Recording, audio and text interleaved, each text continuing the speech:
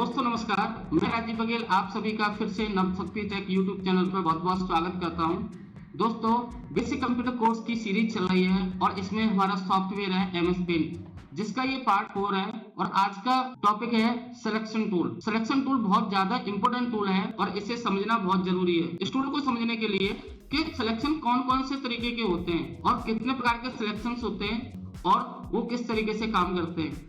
तो देरी करते हुए चलते हैं कंप्यूटर स्क्रीन पर और सीखते हैं। सबसे पहले कीबोर्ड से विंडो की और आर बटन दबाएंगे और यहाँ पर एमएस पेंट को लिख करके ओपन करेंगे तो ये आपके पास एमएस पेंट का इंटरफेस आ जाएगा। तो बेसिकली यहाँ पर अगर मैं इस एरो पर क्लिक करता हूँ तो नीचे मुझे यहाँ पर सिलेक्शंस दिखाई देते हैं। तो ये रेक्टेंगुलर सिलेक्शन है, फ्री फॉर्म सिलेक्शन है, सेलेक्ट ऑल है, इनवर्ट सिलेक्शन है, डिलीट सिलेक्शन है एंड ट्रांसपेरेंट सिलेक्शन है।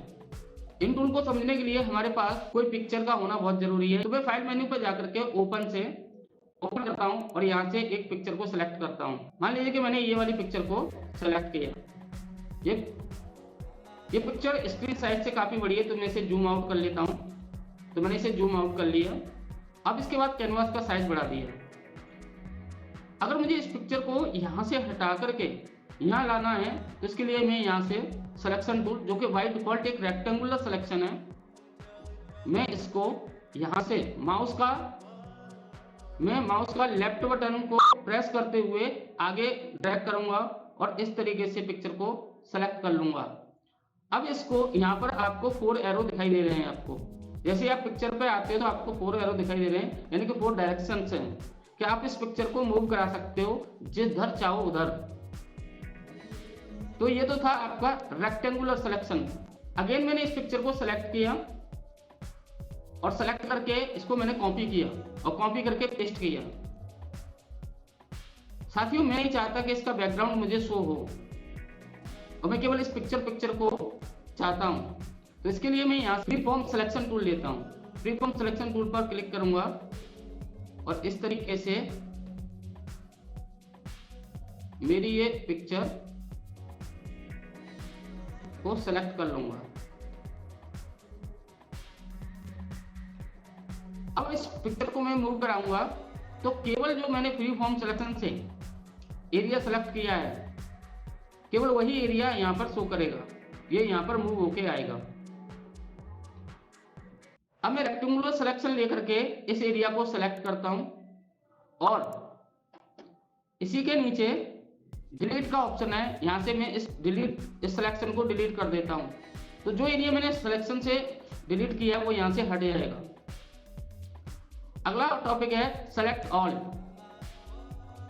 यानी सेलेक्ट ऑल क्या होता है कि इस पूरे पेज पर आपने जितने भी ऑब्जेक्ट बना रखे हो और आप सबको एक साथ सेलेक्ट करना चाहते हो तो आपका पूरा कैनवास सेलेक्ट हो जाता है। तो ये आपका पूरा कैनवास सेलेक्ट हो गया। अगर आप डिलीट बटन का प्रयोग करते हैं और इसे डिलीट करते हैं तो ये पूरा डिलीट हो जाएगा। कंट्रोल Z से मैं इसे वापस लाता हूं और इस तरीके से हम डिलीट और सेलेक्ट ऑल का उपयोग करते हैं। अगर हमें एक साथ पूरे कैनवास को सिलेक्ट करना है तो उसके लिए शॉर्टकट की है कंट्रोल A। आप कंट्रोल A से भी सेलेक्ट कर सकते हैं। अगला है इनवर्ट सिलेक्शन। इनवर्ट सिलेक्शन का मतलब है कि आपने जो एरिया सेलेक्ट किया है उसके अपोजिट के एरिया को सिलेक्ट करने के लिए हम इनवर्ट सिलेक्शन का उपयोग करते हैं। जैसे मान लीजिए कि आपके ये सारे ऑब्जेक्ट हैं, इनमें मैं कलर फिल कर देता हूं इस तरीके से। अगर मैं इस वाले ऑब्जेक्ट को सिलेक्ट करके और डिलीट बटन से डिलीट करता हूं या यहां से डिलीट करता हूं तो ये ऑब्जेक्ट यहां से डिलीट हो जाता है।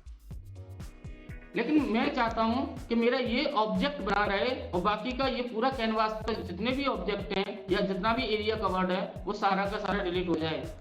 तो इसके लिए पहले मुझे इसी ऑब्जेक्ट को सिलेक्ट करना होगा। तो मैंने इस ऑब्जेक्ट को सिलेक्ट किया और इसके बाद इनवर्ट सिलेक्शन किया। तो अब क्या हुआ कि ये पूरा कैनवास सेलेक्ट हो गया है।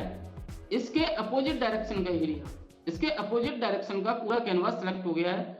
अब मैं यहां से डिलीट करता हूं तो आप देखेंगे कि इस ऑब्जेक्ट को छोड़कर ऑब्जेक्ट वो सारे डिलीट हो चुके हैं। क्योंकि हमने इसे इन्वर्सली उनको सेलेक्ट कर लिया था और डिलीट किया तो वो सिलेक्टेड एरिया ही डिलीट हुआ, क्योंकि वो इसके अपोजिट में सेलेक्ट हो चुका था। अगला है हमारा ट्रांसपेरेंट सिलेक्शन।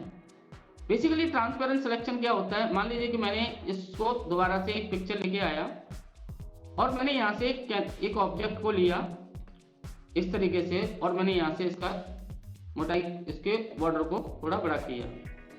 साथियों, अब मैं यहाँ पे देखता हूँ कलर वन यानी कि ये फोरग्राउंड कलर होता है और ये बैकग्राउंड कलर होता है। अब मैं सेलेक्ट से इसको सेलेक्ट करता हूँ और सेलेक्ट करने के बाद में इसके ऊपर लेके आता हूँ तो ये इसको हाइड करता है।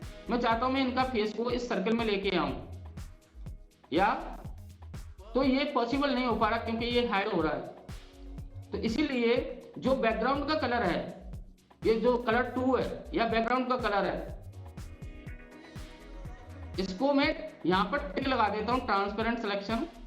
अब यहाँ पे ट्रांसपेरेंट पर टिक ये ओके हो चुका है। अब मैं इसको सिलेक्शन टूल से सिलेक्ट करता हूँ और अब लेके आता हूँ तो आप देखेंगे कि अब इसे ये हाइड नहीं कर रहा, क्योंकि जो सेकंड कलर था उसको ट्रांसपेरेंट कर दिया है। आशा है दोस्तों आपको ये वीडियो पसंद आया होगा, क्योंकि ये कई तरीके के सिलेक्शंस हैं और इसमें हम कंफ्यूज रहते हैं ये टूल किस तरीके से काम करते हैं। अगर आपको हमारा ये वीडियो पसंद आया है तो हमारे इस वीडियो को लाइक करिए और शेयर करिए और हमारे चैनल नवशक्ति टेक को सब्सक्राइब करिए।